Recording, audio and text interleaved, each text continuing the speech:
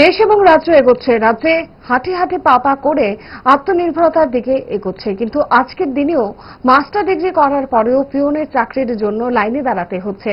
রাষ্ট্রবাদী শিক্ষকরা নিজেদের দাবি দেওয়ার পাশাপাশি আত্মনির্ভর এবং রাষ্ট্রবাদী মানসিকতায় ছাত্রছাত্রীদের তৈরি করতে হবে। রাজ্য শিক্ষক সংঘের সম্মেলনে কথা বললেন সমাজ শিক্ষা ও সমাজ কল্যাণ মন্ত্রী টিঙ্কু রায়।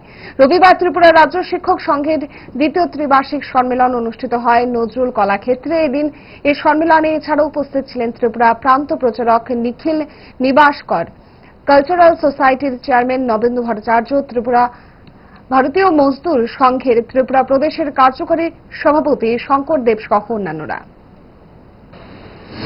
এই যে পরিস্থিতিটা দেখুন, দেশ এগোচ্ছে, দেশ রাজ্য এগোচ্ছে, আমাদের রাজ্য গুটি গুটি পায়ে আমরা বলতে পারি আত্মনির্ভরতার দিকে এগোচ্ছে।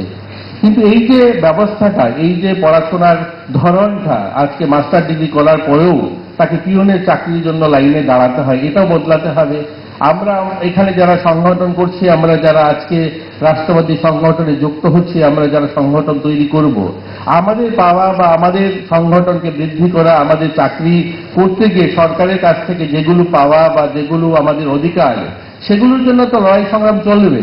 কিন্তু আমাদেরও তো সামাজিক দায়িত্ব রয়েছে এই পরিবেশটা থেকে বের করা, যে আমাদের রাজ্যে আমাদের ছেলেমেয়েরা যেন আত্মনির্ভর শুধু বলার জন্য না, বিল্ডিং স্থাপন করা আত্মনির্ভরতা বলে না, স্বাভিমানের সঙ্গে বাচ্চাটাকেও আত্মনির্ভরতা বলে। আমরা স্বাভিমানী ছাত্রছাত্রী তৈরি করতে চাই, আত্মনির্ভর মানসিকতা ছাত্রছাত্রী তৈরি করতে চাই, রাষ্ট্রবাদী মানসিকতা ছাত্রছাত্রী তৈরি করতে চাই। এই কাজগুলো আমাদের করতে হবে। আমরা আজ যারা এখানে একত্রিত হয়েছে, আমাদের সকলে সংকল্প নিতে হবে যে আমাদের সকলের প্রয়াস থাকবে যে আমাদের ছাত্রছাত্রীরা যেন স্বাভিমানী হয়, তারা যেন দেশপ্রেমী হয়, তারা যেন আত্মনির্ভর মানসিকতায় নিজেরা গড়ে উঠে। দেখুন, আমাদের রাজ্যে অনেকগুলো শিক্ষা ক্ষেত্রে ইচ্ছে করে ডায়েটটা ভুলে রোলটা ফুচকাটা খেতে, কিন্তু মনে রাখতে হবে 5 দশক ধরে গ্যাস অম্বল ও পেটের সমস্যা একমাত্র সমাধান গ্যাস নল।